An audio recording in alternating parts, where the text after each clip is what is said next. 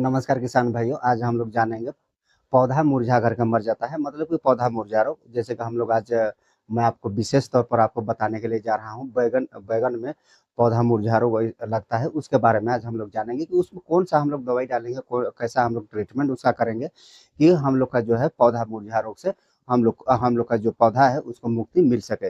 तो साथियों, अगर आप मेरे चैनल पर नए हैं और चैनल को आपने सब्सक्राइब नहीं किया होंगे तो चैनल को सब्सक्राइब कर लीजिएगा, वीडियो को एक लाइक कीजिएगा और अपने यार दोस्तों को भी वीडियो जरूर शेयर कीजिएगा, उनको भी पता चले कि पौधा मुरझा रोग में कौन सा दवाई डालने से कंट्रोल होता है और कौन सा दवाई कौन से समय पर और कौन सा दवाई कौन से समय पर डाला जाता है तो बहुत अच्छा काम करता है। देखिए साथियों, आपको मैं बता दूं, इसमें क्या है, पौधा मुरझा रोग के लिए मतलब कि विल्ट के लिए कोई ऐसा दवाई तो नहीं है, लेकिन क्या है, इसको हम लोग कंट्रोल कर सकते हैं। कुछ इस प्रकार का रासायनिक दवाई होती है, जो रासायनिक दवाई होती है, या तो फिर ऑर्गेनिक जो दवाई होती है उससे भी हम लोग इसका कंट्रोल कर सकते हैं। लेकिन हम लोग को क्या है कि उसका सही टाइम और सही समय उसको हम लोग को जानना पड़ेगा, तो हम लोग क्या है उसको हम लोग कंट्रोल कर सकते हैं। सबसे बड़ी बात तो क्या है, सही समय ही होता है। सही समय पर हम लोग कोई भी चीज का अगर उसका ट्रीटमेंट करते हैं, उसका अगर हम लोग ट्रीटमेंट करेंगे तो उसमें क्या है कि उसमें आपको फायदा मिलेगा और उसमें क्या है, आपका जो भी बीमारी होगा वो कंट्रोल हो पाएगा। तो साथियों, अगर आप खेती अगर आप कर रहे होंगे, जैसे कि मिर्ची भी लगा रहे होंगे, बैगन लगा रहे होंगे, या तो फिर टमाटर लगा रहे होंगे, इस प्रकार का और भी जो खेती करते होंगे, उसमें देखिएगा बहुत ऐसे जगह पर विल्ट का शिकायत देखने के लिए मिलता है। और विल्ट को क्या है कि बहुत कोई नहीं भी जानते हैं। तो विल्ट देखिए दो प्रकार से होता है, एक फ्यूजेरियम विल्ट होता है और एक बैक्टीरियल विल्ट होता है। दो प्रकार से विल्ट होता है। तो फ्यूजेरियम विल्ट मतलब कि आप समझ जाइए, फंगस के कारण होता है। फंगस के कारण जो होता है इसको हम लोग फ्यूजेरियम बिल्ड कहते हैं, और जो बैक्टीरिया के कारण होता है उसको हम लोग बैक्टीरियल बिल्ड कहते हैं। तो दो प्रकार से बिल्ड होता है। तो इसको क्या है, पहचान पाना क्या है, बहुत मुश्किल होता है और बहुत कोई पहचान भी पाते हैं। अगर आप इसका मान के चलिए, अगर इसका तना पर अगर आप कोई चीरा लगाते हैं, एक चीरा लगाते हैं, या तो फिर तना को इस प्रकार से काटते हैं, उसमें आपको एक भूरा कलर या तो फिर काला कलर का आपको एक धारीदार, जैसे कि जिस प्रकार से फोटो पर देख रहे हैं इस प्रकार से अगर आपका दिख रहा होगा तो क्या है, इसमें फ्यूजेरियम बिल्ट है। और अगर उसमें आपको जब आप तना को काटते हैं या तो फिर उसको फाड़ते हैं, चीरा लगाते हैं, वहां पर आपको एक सफेद कलर का या तो फिर पीले कलर का आपको चिपचिपा अगर द्रव यानी पदार्थ आपको दिखाई देता है, तो इसको आप समझ जाइए कि ये बैक्टीरियल बिल्ट है। तो बैक्टीरिया को क्या है, कोई भी बैक्टीरियासाइड से आप उसको कंट्रोल कर सकते हैं, और फ्यूजेरियम बिल्ट को क्या है, कोई भी फंगिसाइड से आप उसको कंट्रोल कर सकते हैं। तो सबसे अच्छा काम करने वाला इसमें आपको बताऊंगा कौन सा फंगिसाइड का आप उपयोग कर सकते हैं और कैसे उपयोग करेंगे, और उसमें कौन सा बैक्टीरियासाइड का उपयोग कैसे आपको करना है, कौन सा समय पर करना है।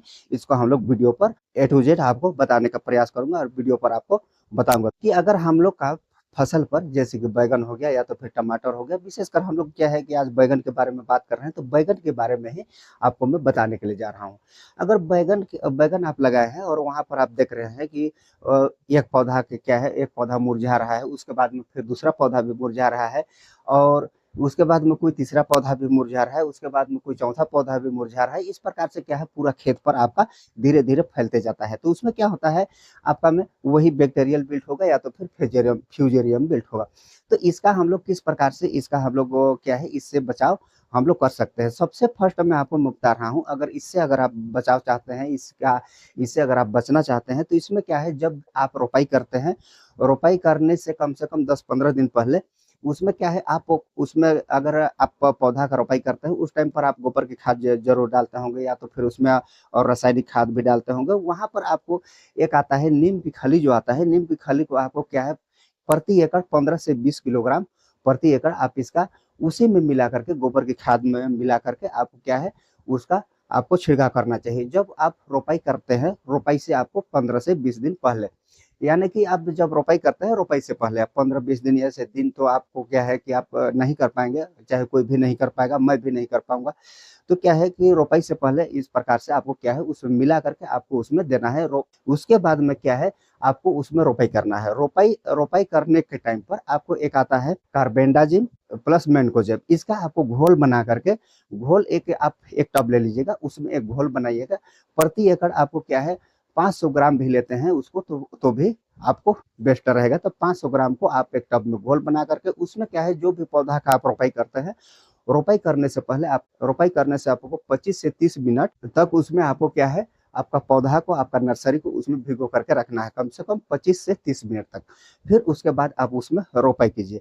तो इस प्रकार से आप इसको करके आप रोपाई जब करते हैं, रोपाई करने के बाद आपका जैसे ही आपका 15 दिन हो जाता है, 20 दिन हो जाता है, 25 दिन हो जाता है, तब उसमें क्या है, पौधा अपना जड़ पकड़ लेता है। जड़ पकड़ लेता है, जड़ पकड़ने के बाद आपको क्या करना है, जब आप उसमें उसका अगर जब जड़ पकड़ जाता है 15 से 20 दिन में या तो फिर 25 दिन में, आपको क्या है, आप ले लीजिएगा कॉपर ऑक्सीक्लोराइड ले लीजिएगा। कॉपर ऑक्सीक्लोराइड को आप घोल बना करके 500 ग्राम प्रति एकड़, 5 से 700 ग्राम प्रति एकड़ आप उसका कॉपर ऑक्सीक्लोराइड का घोल बना करके आपको क्या है, हर पौधा में आपको क्या है, आपको ड्रिंचिंग करना है। आपको उसका जड़ भीगते तक, उसका तना भी अगर भिगा दीजिए वो भी चलेगा, अगर पत्ता भी भिगा देते हैं फिर भी कोई हानि नहीं करता है और अच्छा होता है।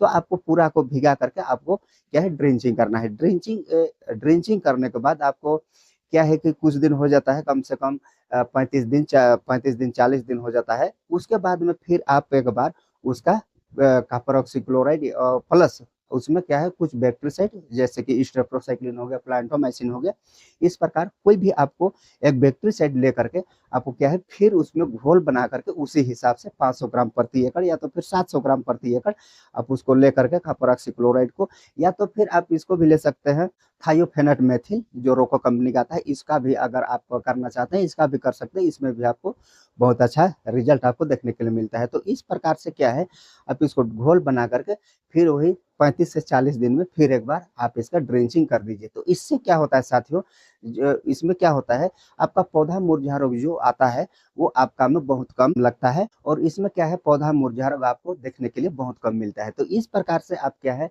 अगर आपके फसल पर, आपके खेत पर पौधा मुरझा रोग यानी कि विल्ट का अटैक अगर होता होगा, तो आप ये दवाई डाल करके, ये दवाई का आप प्रयोग करके आप कोई भी अपना फसल को आप बचा सकते हैं। सेम आपको इसी प्रकार से आपको प्रोसेस करना पड़ेगा। तो इसमें क्या होता है, आपको कम से कम नहीं नहीं भी मैं कहता हूँ तो 80 से 90% आपका विल्ट यहाँ पर कंट्रोल हो जाएगा। और सही टाइम पर, सही समय पर हर चीज आप करते हैं तो उसमें आपको क्या है, 100% भी आपको विल्ट से आपको कंट्रोल मिलेगा। तो साथियों, ये वीडियो कैसा लगा आप कमेंट पर जरूर बताइएगा, और फिर मिलते हैं किसी नेक्स्ट वीडियो में, किसी नेक्स्ट टॉपिक में। तब तक के लिए बाय, जय हिंद।